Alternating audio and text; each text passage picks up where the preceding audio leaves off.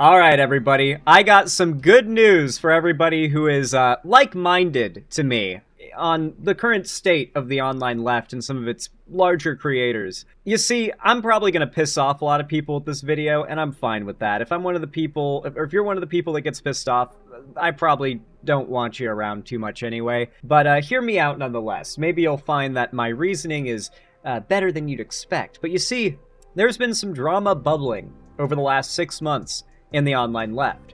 Actually, it goes back more like 2 years now. You see, H3H3 is one of the biggest YouTubers ever. Like, he's massive, huge cultural impact, big podcast still to this day, and, I can't remember a time where H3H3 wasn't a big name. And he happened to become friends with, of all people, the left's largest political figure and streamer, Hassan Piker, and they started a podcast together called Leftovers. Leftovers came to an unfortunate, abrupt end after a prolonged drama that basically hinged around the fact that there was a bit of a conflict of interest between Ethan and Hassan. Ethan Klein is Jewish, and his wife is from Israel. His wife, having been an Israeli citizen, served in the IDF. For those who don't know, in Israel, they have mandatory service, like in South Korea and other countries where, regardless of if you're a woman or a man, once you turn like 16, 17, 18, something like that, the police come to your house and they take you away either to a jail cell or to boot camp. And that is your choice. Stick or carrot. And Ela Klein went with the carrot, I suppose, and ended up serving in the IDF. I believe she served a secretary position, but she has told stories about going out like as a ride-along on patrols. Yeah, it's like 16, 17 is when you have to get pulled in or go to jail. Now, Hassan, H3H3 is not a defender of Israel's foreign policy, of their government, or anything like that. But critically, H3H3 does not believe that Israel should be glassed. He does not believe that Israel should be dismantled, and he does not believe that Israel should be demolished as a state. Many of you might be surprised to learn this, but if you are not in favor of those things, you are a Zionist. By definition, you are a Zionist. And Zionist has become synonymous with in favor of Israel's genocidal foreign policy, particularly their genocide of the Palestinians, as well as their sort of, proxy American industrial complex, influence they have across the Middle East.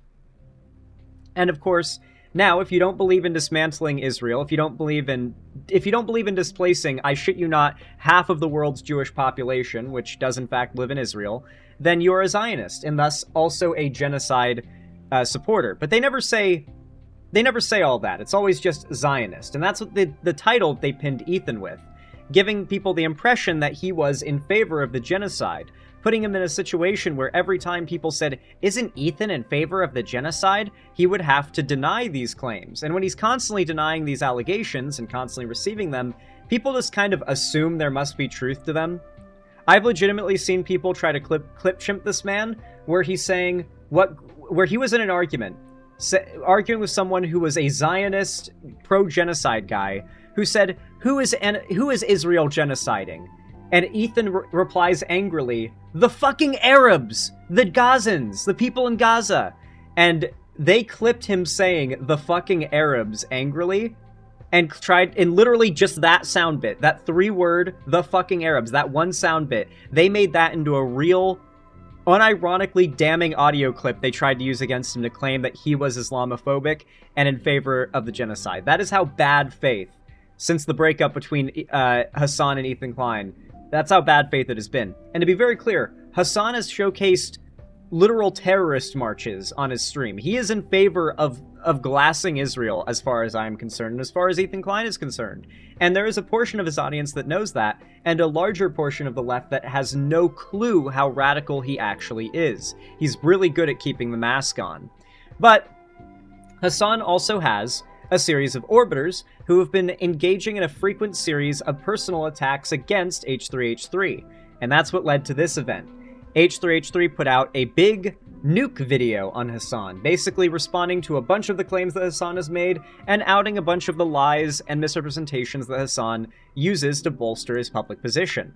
And now the way that copyright law works in America is very specific, and H3H3 knew this. So before even publishing his video, he registered his video as with the U.S. Library of something. I forget exactly what it's called. Basically, he made the video such that it would be designated by the U.S. government as his IP, and that he would not be able to, that he would be able to skip a few steps if he were to sue someone for infringing on that IP.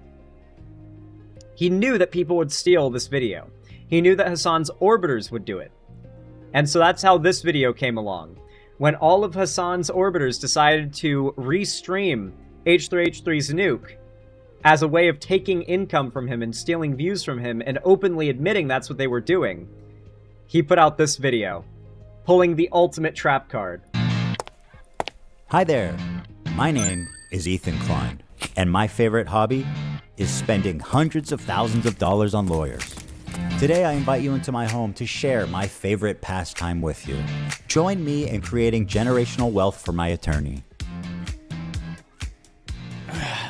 Let me tell you guys a aged story. Very well. About a year and a half ago, there was a big conversation called ReactGate. ReactGate was a debate going on in the streaming community about what constituted fair use. People like Hassan, XQC, and many of the large Twitch streamers would watch other creators' entire video on their stream. They would rarely add sufficient commentary or even pause the video to speak. Most egregiously, they would... This became such a big problem, by the way, that culturally, audiences expect you not to pause. And I actively get like a dozen or so hate comments every video because I pause and talk so frequently. It's as if my videos are about the things I have to say and not me just sitting silently and watching another person's video. The point of the other video is for me to either respond to their arguments or use their points as a bouncing pad to go on a long ramble, okay? Like, that should be the point of a reaction video done live. Would re-upload the entire VOD to YouTube with the same thumbnail, the same title, so that they could cannibalize traffic from the original video. Here's what Lamino had to say about this phenomenon. I don't mind people reacting to my videos, but I do mind when they play the entirety of my video. A face cam in the corner or the occasional interruption does nothing to address that issue. My video is still being played from beginning to end in someone else's stream or video. It's neither There's a lot of creators that straight up just do not want like the entirety of their video getting reacted to, no matter how transformative the reaction is. Even if it's like 3 hours of reacting to a 10-minute video, if the whole 10-minute video is in there, they don't think it's ethical. And so some creators will use the copyright strike system against you if you do that. That's why I play it safe and try not to show the entirety of a video I respond to, because they could strike me. Ethical nor necessary to feature the entirety of someone else's work. Or, you know, they could do the bare minimum and ask for permission. Something that none of the major reaction channels have ever done when they've streamed or re-uploaded my videos. But to answer your question, no, I don't want people to stream or re-upload the entirety of my videos. Now, understandably, this made a lot of people angry, because why should these content thieves, essentially, get more views than the author of the video, which in a lot of cases was happening? I mean, people don't like injustice, and this just, we all see this, and no, it's not right. This debate culminated when XQC, one of the prime suspects, called into my show to debate me, in which case I'm sad to report that I was terribly owned. Yeah, I'm gonna skip through this bit because as good as it is, it's not super relevant to the situation. All right, let's continue. The problem seems to have only gotten worse. You have people like Hassan Piker paving the way of fair use with what's known as chair reacts, when Hassan gets up to go to the bathroom, or to eat, or to talk to his mom, or to do whatever, disappears for an extended period of time, and leaves the video playing for his chair. Mr. Chair, they call it. IDF had warned people Mr. to leave Chair. the area around the main airport in Sana'a. Then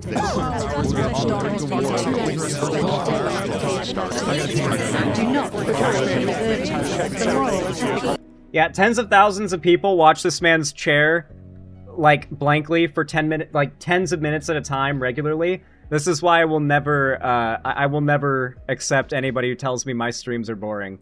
Because this man pulls tens of thousands of viewers watching him for dozens of minutes at a time.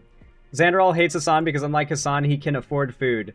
Well, Hassan definitely can't afford food. I mean, so can I, but maybe I won't one day. Hey, if you guys want me to be able to afford food to make haters like that in chat angry, then donate to the stream. This operation will result in the killing of hostages in captivity. Will result in the deaths of those who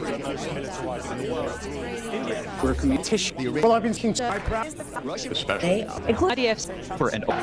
And it was in this setting that I formulated an idea. What if I could make a long-form, irresistible piece of content that I knew that these streamers couldn't resist? They couldn't avoid the temptation of watching it the second it was published. I don't have an issue with them.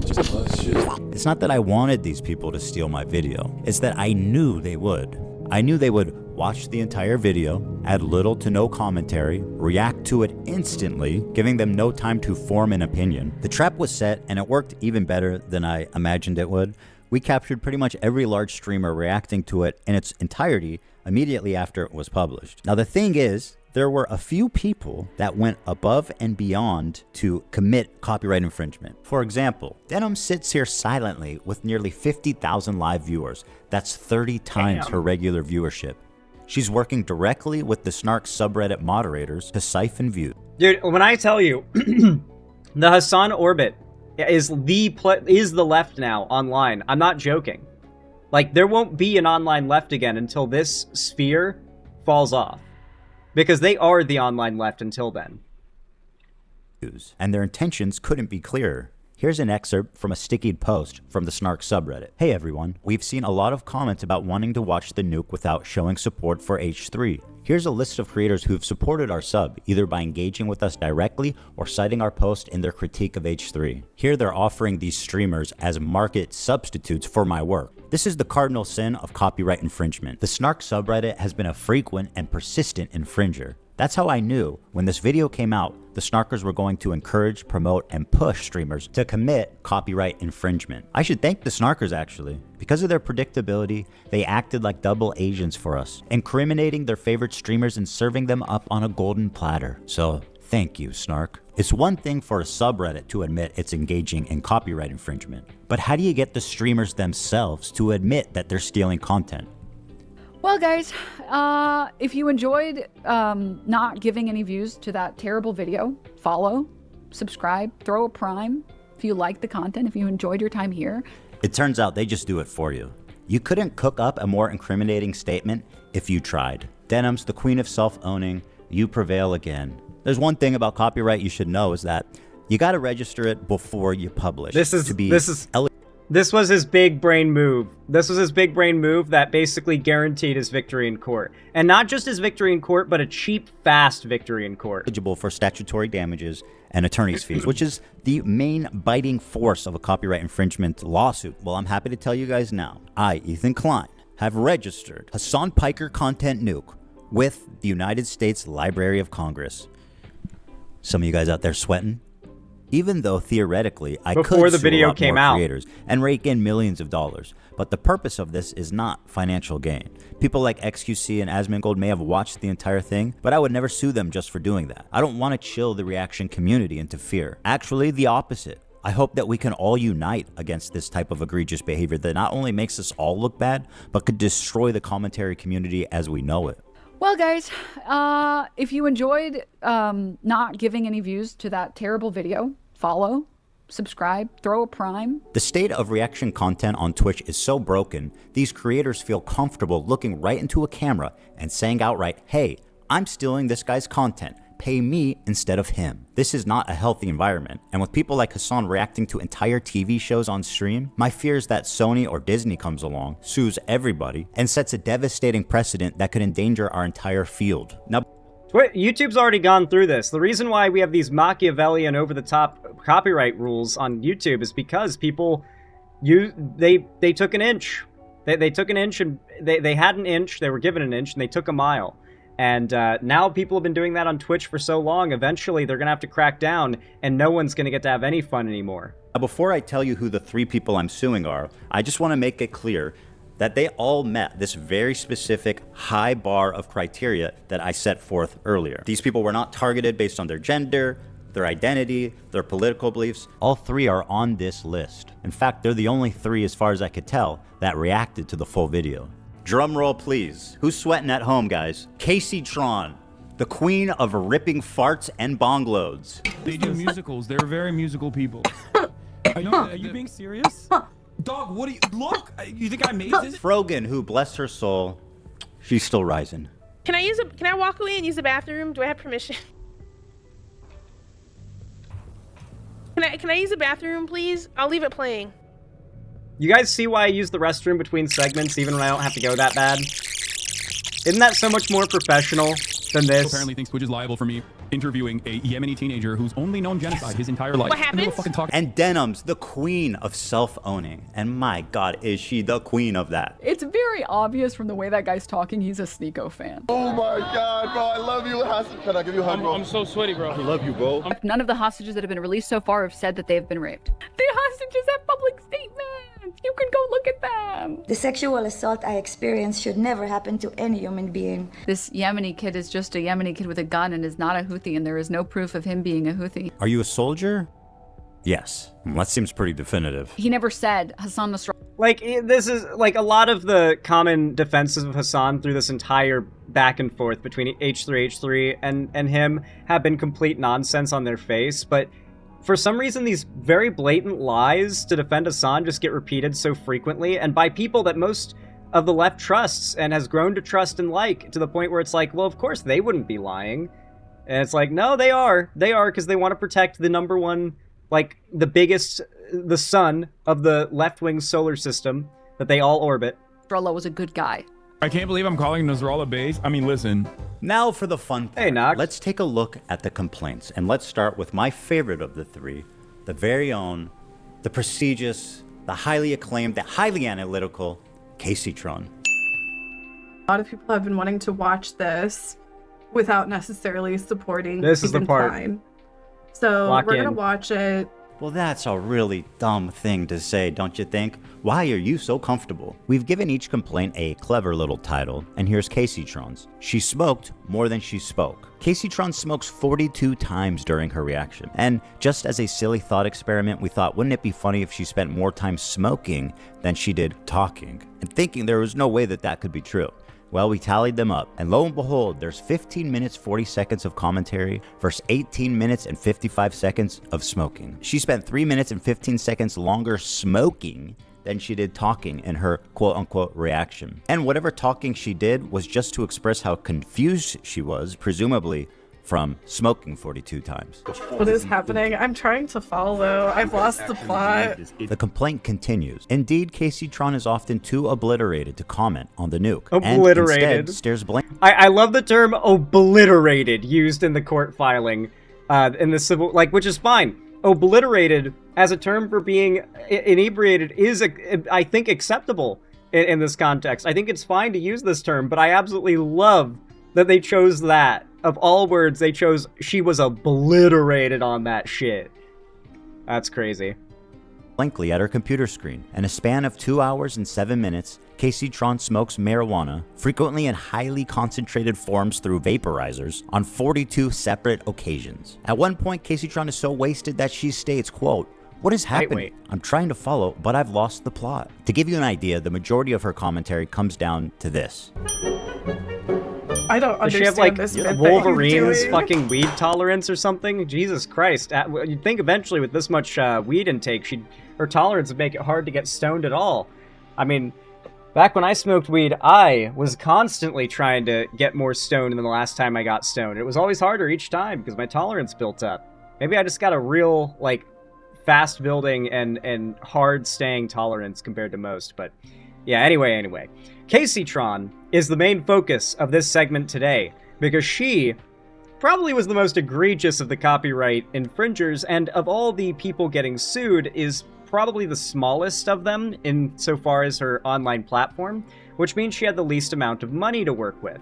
Now, she ended up putting out a GoFundMe and, raising money for this lawsuit, and, well, a lot of people donated to it. A lot of people called for Hassan specifically to donate to it, which shouldn't surprise you, of course, because, I mean, a lot of these people are getting sued essentially for defending Hassan. Like you could argue that is why they're being sued, even though it's not literally why. And so there's a bit of an expectation, maybe maybe kick a bit of your immense wealth over their way, perhaps, Hassan.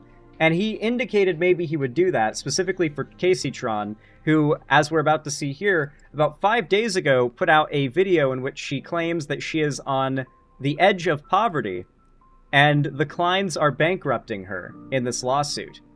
Mind you, she raised like tens of thousands of dollars through this legal fund, and said she would be keeping the money that she didn't spend on lawyers, so that seemed to be a pretty big hint that things weren't going well. I got a video here from like a commentary slap channel called Grifter that talked about the video that came out 5 days ago, and this will give you a little bit of an update on Kaceytron's situation, but not the full update, because some developments came out today that are truly wild. Ethan, you're in for it because I've got the fucking crystal mamas at my side. We will manifest. Like, your downfall, just know that it's been manifested. Like, I've been put in this position where this is what I have to do to survive. I want to make it clear to Ethan, I will gladly set aside my ego and do whatever is necessary and consistent with my principles to resolve this matter and get back to what matters most to me. So, like, okay, I'll play the video. Kaceytron is literally begging Ethan Klein for mercy. She even tried to get him to settle for $17,000, but he hasn't accepted the offer, which has caused her to release a new video for another round of begging people to support her on her GoFundMe. This time, she wants a monthly donation, so she can keep herself from being financially ruined by Ethan Klein. So, first of all, my intention of this statement is not to blame Ethan Klein or accuse him of malicious conduct, so please refrain from making any hateful posts about him. If really he believes careful. he has a copyright claim, he is entitled to pursue it. My intention is to shed some light on the financial strain this is causing me and my family, and also why I made a settlement offer to Ethan. So when this lawsuit began, it was unclear how myself and my family were going to survive this. It is only due to the unbelievable generosity of others that I have been able to afford the devastating financial effects of this lawsuit. I will forever be grateful for the kindness and support that I've received during this dark time in my life. We have raised just over $49,000 on my GoFundMe. I have also contributed another $5,000 from various marathons and fundraising, bringing the total up to $54,000. All of these funds were deposited into a separate bank account that I opened exclusively for legal expenses. None of these funds have been used for any personal expense. They have been used exclusively for my legal fees. These funds are not going to last much longer, given the needs of the litigation and the work that is being done to defend against Ethan Klein's lawsuit. In September, I made a settlement offer to Ethan for $17,500. This offer was publicly revealed by Ethan to his Instagram followers. This settlement offer that I made was in no way, shape, or form an attempt to make a payday. It was because the looming threat of financial ruin is a stress that I would not wish on to anyone. My mother, father, and sister all struggle with disability and housing instability. They are my family and they depend on me. Just this month, like many other low-income Americans, my mother and disabled sister had their food stamps taken away. Under the current political climate, the future of funding for other assistance is uncertain. I cannot afford to fail them. I simply want this nightmare to be over so that I can go back to providing my family with my full support. I mean, times are hard for streamers right now, especially. I've definitely never seen a time where donos and subs and every form of like direct support from audiences has been lower across the board for every creator. And that's coincided with like a lot of the algorithms being fucky too. So for someone like Kaceytron, who wasn't that big in the first place, I can imagine it's pretty rough to be going through a lawsuit during times like this, where everything's super expensive, no one's donating, and, you know, at the same time, you're in the midst of a big old lawsuit, right? Like, and the algorithms are all fucky on most of the big video sharing platforms, you know, favoring AI.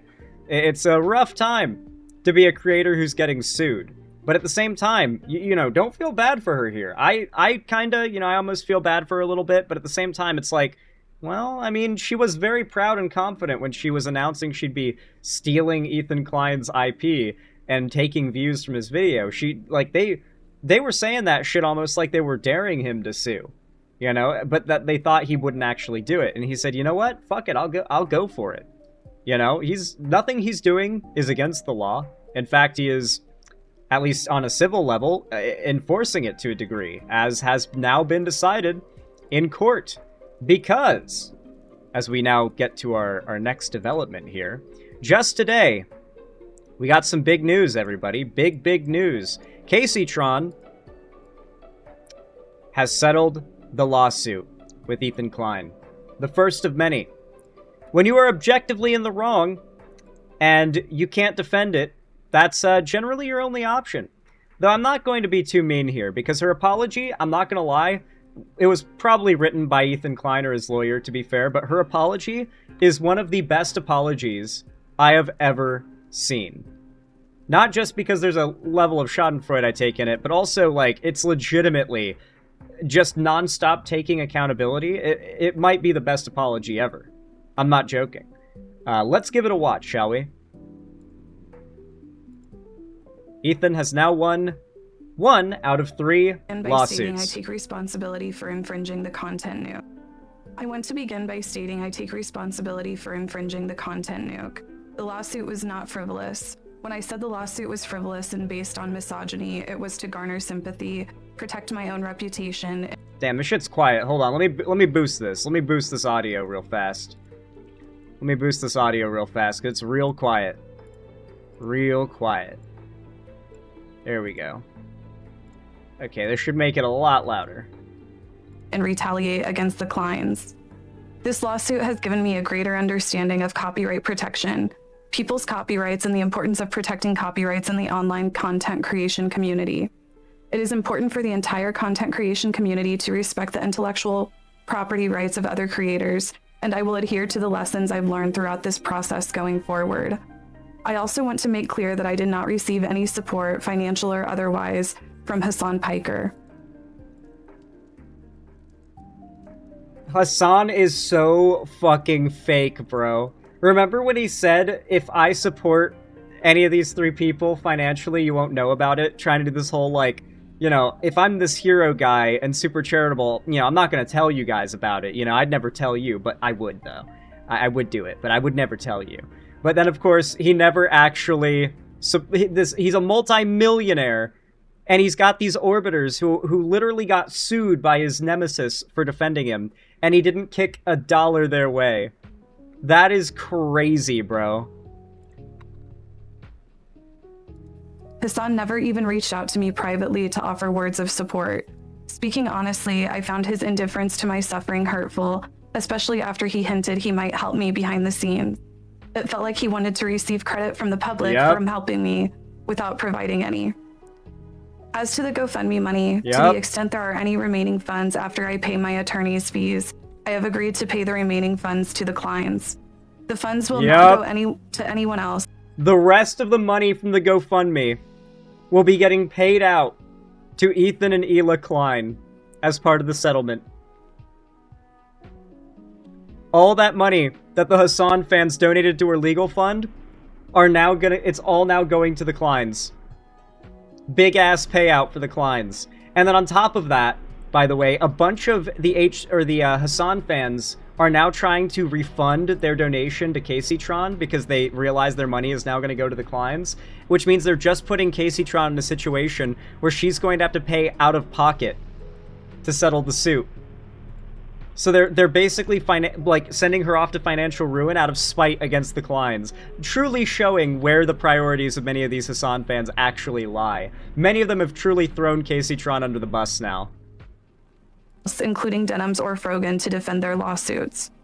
For the record, I have agreed to cooperate with the Kleins in their litigation against the H3 Snark mods for promoting my live stream to the extent that I am able. I will offer my support, including testifying under oath to everything I have just stated, to help their cause. I also want to take the opportunity... Dude, she is down to testify under oath against Frogan and Denims to help the Klein's case against them. And to testify all of this as well. Dude, complete victory is imminent for the Kleins on this one. The Hassan Dick Riders, the Hassan Glazers are crying right now. To acknowledge other misconduct and bad behavior I have exhibited online. For example, weaponizing the death of Asmongold's mother was inexcusable. I should know better because I have 3 disabled people that rely on me. Moving forward, I will do better. I also want to apologize to the crew of the H3 podcast, particularly AB and Olivia. I apologize for calling them cowards for not quitting their jobs. That was a shameful attack on 2 people who deeply care about Palestine and Palestinian people. When you're under a civil order to tell the truth as part of a legal settlement, you can't do any of that lying in order to protect your favorite streamer that you orbit. You have to tell the truth. And so now she has to come out and admit, yeah, it was all lies. They are not anti-Palestine. She has to admit these things, that she has been lying about these people for years, that Hassan and his community have been lying about these people for years. When the court order says you're not allowed to lie in your public statement, you gotta tell the truth, and this is what the truth looks like. When these people are at risk of civil liability, if they lie, this is how they talk. That should tell you something. AB, along with his wife Lena, have done more than I have ever done for the Palestinian people, including raising over $100,000 in charity. I recognize that they have actually made Palestinian lives better, and my online antagonism and trolling has not. I apologize to Ethan and Gila personally. I have said extremely mean and cruel things about both of them, particularly my misogynistic attacks against Gila that never should have been said. I also want to acknowledge the pervasive problem of anti-Semitism in leftist spaces. It should concern all of us. I condemn it and will not participate in it. To that end, I wish the clients success in enforcing TED Entertainment's copyright and protecting the legal rights of online content creators. Look at that, dude. Look at that. Is that it? I think that's it. Yeah, that's it. Oh, man. So yeah, Kaceytron is out. She has taken the settlement and has put out a public apology for everything, admitting she was wrong all along. The Hassan Orbit attack against H3, calling them like Zionist pro-genocide supporters, is wrong. And now the Hassan community is having to throw Kaceytron under the bus. And some of them aren't, to be fair. Some of them are coping and saying, well, the clients are making her say this. And it's like, well, why'd she lose the case? It's kind of sad Hassan has been like a mainstream forefront for pro-Palestine when he's so blatantly a crappy guy, when he's so blatantly just using it to build his platform as well. Like, these people were all using the deaths of children to build their platforms and using it as an attack against content creators they've been beefing with for years. They finally had something that could make them feel like they had the moral high ground, and they pressed on that so hard they actually succeeded in making the people they've been beefing with for years look like bad people, because they became the face of the anti-genocide side of the issue, and by default set the people they beefed with for years to be the opposite side of the issue. Very clever lies, very clever manipulation from Hassan and his orbit, but it's coming to an end. The shock collar gate and everything, people are really falling out of the Hassan spell, and now it's the left's turn for it to happen. Hassan's not growing anymore. But now it's time for him to start really shrinking, for people on the left to start realizing he's full of shit, and he's not worth supporting. But hey, you know who is worth supporting? Me!